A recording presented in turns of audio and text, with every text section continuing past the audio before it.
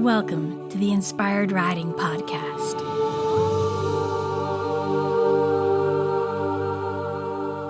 I'm your host, Beth Lauren Parrish. As a certified riding instructor, remote coach, and rapid transformational therapy practitioner, a powerful form of hypnotherapy, I'm here to remind you to slow down, trust your intuition, and really deeply listen to your horse. And this will make for the best co-creative dances possible, whether you're on the ground or connecting on their backs. Thank you so much for being here, and here we go. Hello there, Inspired Riders. In this podcast, I'm going to share with you 10 tips on how to become a more confident rider. All right, here we go. On your quest to becoming a more confident rider, enjoy learning tips and insights from my 24 years of teaching riding, as well as over 100 hypnotherapy sessions that have enhanced my understanding of the rider's mind tremendously. Here are the top 10 concepts that I have known to be true for my clients and for myself when building confidence for riding horses, ponies, and any equine friend that has accepted your invitation to dance. Number 1. When it's time to ride, take a moment to really notice how you feel mentally, physically, and emotionally. If anything feels off, your horse will most certainly feel it. Remember, horses feel everything. So how does one check in with themselves in the most efficient ways, you might be thinking? Because let's face it, we are humans. We have to do all of the adulting, and that takes up time. I'm glad you asked. One of the simplest ways to check in is to take a deep breath, place a hand on your heart, and ask yourself, what do I need in this moment? Go ahead and do that right now, unless you're driving or doing things. But if you have a moment, just take a deep breath now. Breathe in, breathe out, place a hand on your heart, and just ask yourself, what do I need in this moment? I'm so curious to hear what comes up for you. Okay, now if you have more time, you can write in a journal before you ride with more in-depth answers. And then you'll also have a record of how you felt before you ride. And notice how it might change the tone of your sessions from day to day. Now, my companion journal for Inspired Riders has the perfect page to check in before and after each ride, if you like having a physical book. If you prefer digital, the Focus app has the daily pages available for you to keep track of as well. And you can find all that on inspiredriding.com/everything. And if you scroll down, you're going to see all of these wonderful tools for you. Now, when you check in, you might get answers like, drink some more water, listen to a meditation, stretch out your upper body, shake out your body, take a long walk with your horse before you ride. The list is really endless because it will truly be what feels right for you in the moment. And this is where your confidence can truly begin to build. The more self-aware you become, the easier it will be to make sound decisions to keep yourself safe and focused. Number 2, practice becoming more present with your horse. If you're rushing or distracted, anxious moments can creep in like a ninja because you aren't allowing yourself to truly feel what you need in the moment. You might get little twinges in your tummy. Your shoulders might creep up like earrings. Your heart might start to beat faster. You might hold your breath and feel tense all over. All of these less than desirable feelings can dissipate once you center yourself, breathe deeply, and focus on the thoughts that will help support you and your horse. Thinking about potential, oh no, what if he spooks there and takes off? Or, uh-oh, I hope she doesn't crow hop into the fence, will only make you more tense, which, guess what? Your horse will of course feel that, since they can pick up on the images you create in your mind and the nervous energy you're putting out. Focusing on the negative what-if scenarios can become a self-fulfilling prophecy, as those thoughts create tension in your body causing your horse to feel as if you're not going to be able to support them, thus creating spookiness or other less than desirable outcomes with your horse feeling your nervous energy. However, if you focus on your breathing and imagine exactly how you want your ride to look, how you want your ride to feel, sound, even smell, get ready for more relaxed horse sighs from your horse. You know, the ones that sound like this.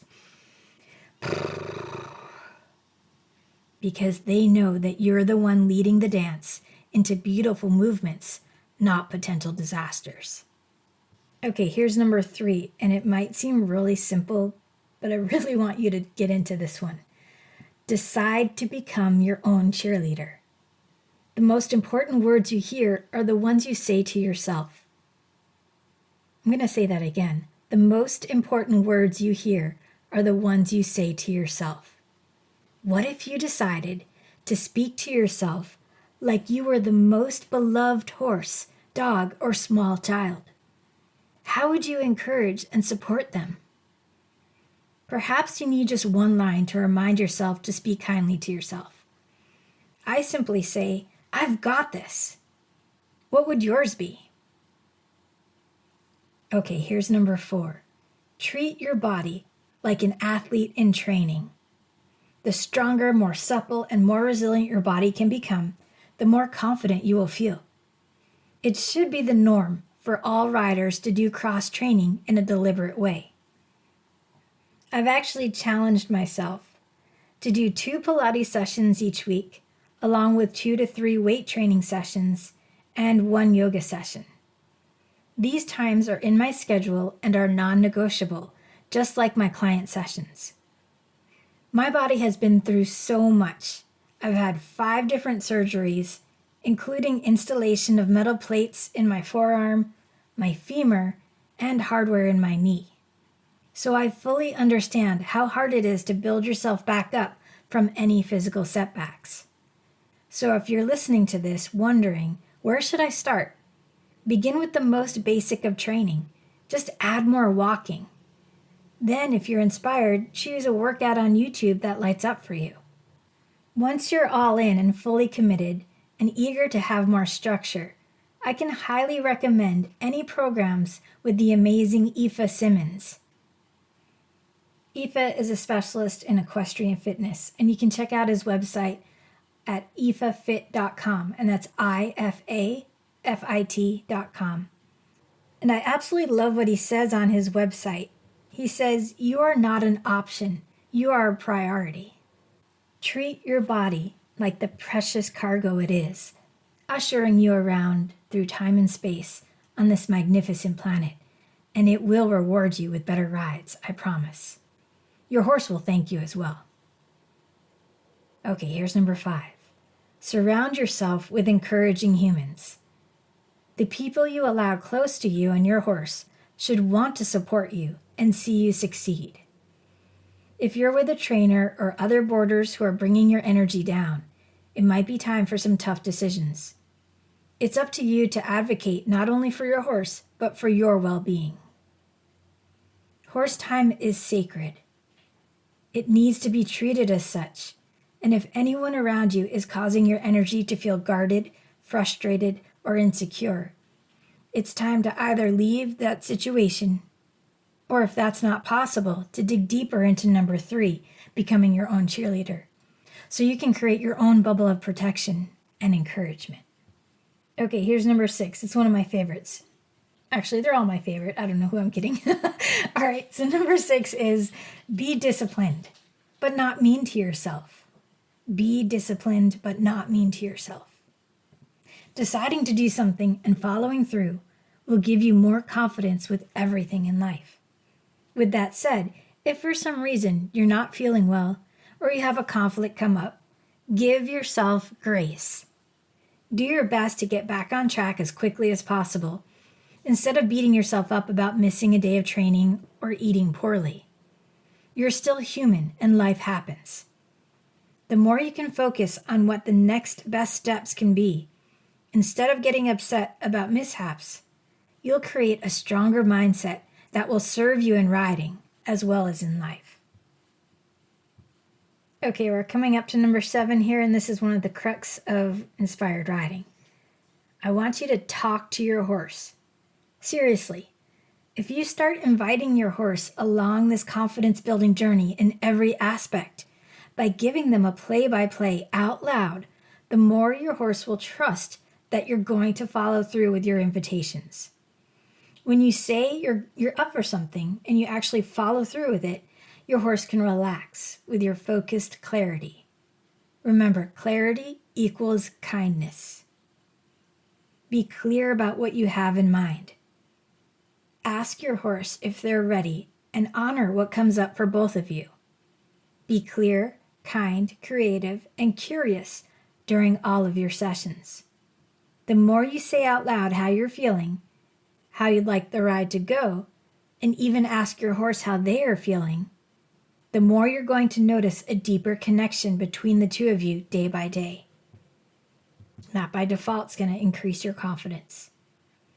Also, as a bonus of talking to your horse out loud, you're going to keep your breath moving. When you breathe more, you stay more present. When you're present, your confidence can solidify big time. Okay, here's number 8. Establish a power stance and practice it often. This is a really simple way to get your entire body on board with feeling more confident. Choose a powerful stance to hold for at least 2 minutes. It could be as simple as putting your hands on your hips and imagining you are your most powerful superheroine that you love. For me, I think of Wonder Woman, and then I imagine how she would handle anything that came her way. I then imagine that I am her. So not only can your power stance be a quick way to bring your body into a confident state, it can also trigger an incredibly imaginative alter ego you've decided to embody.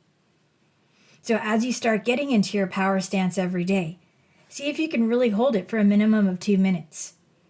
If you choose some really fun music to listen to at the same time, those sound vibrations will also remind your body and mind to take on this confident version of yourself.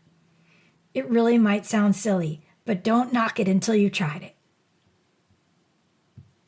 Okay, number 9, we're actually getting to some riding tips.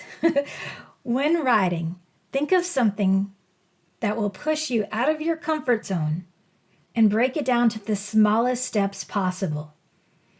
For example, let's say you've been thinking about cantering, but haven't done it in a while.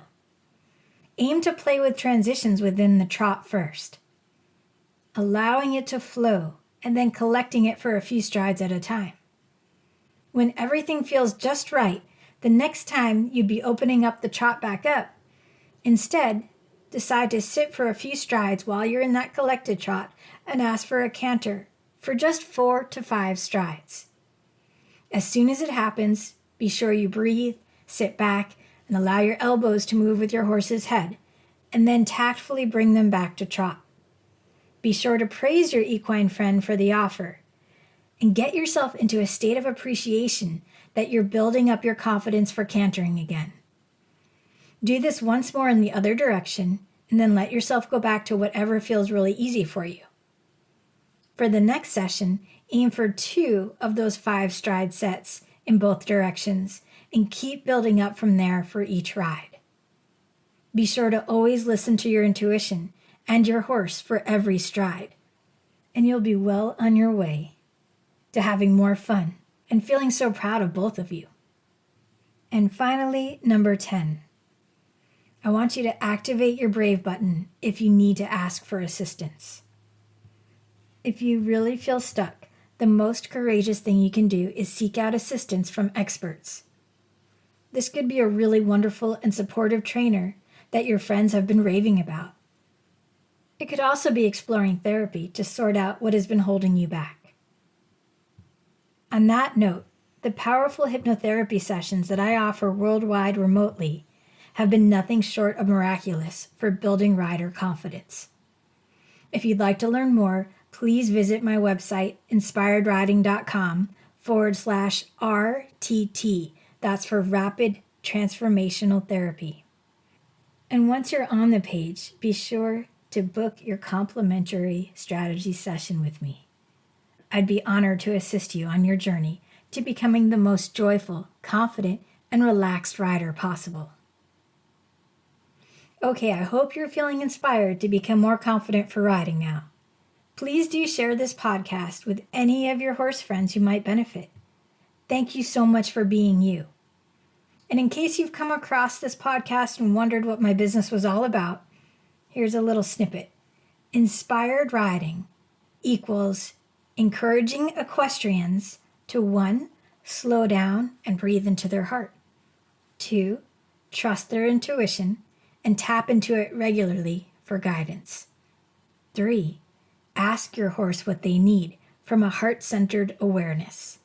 And 4, invite their horses to do things, no demands, to allow for co-creative dances together. Remember, you've got this. Your horse believes in you, and so do I. Thank you so much for listening. And if you're inspired, please do write a review of this podcast. Remember to lead with kindness for yourself and for your horse. And may the horse be with you always.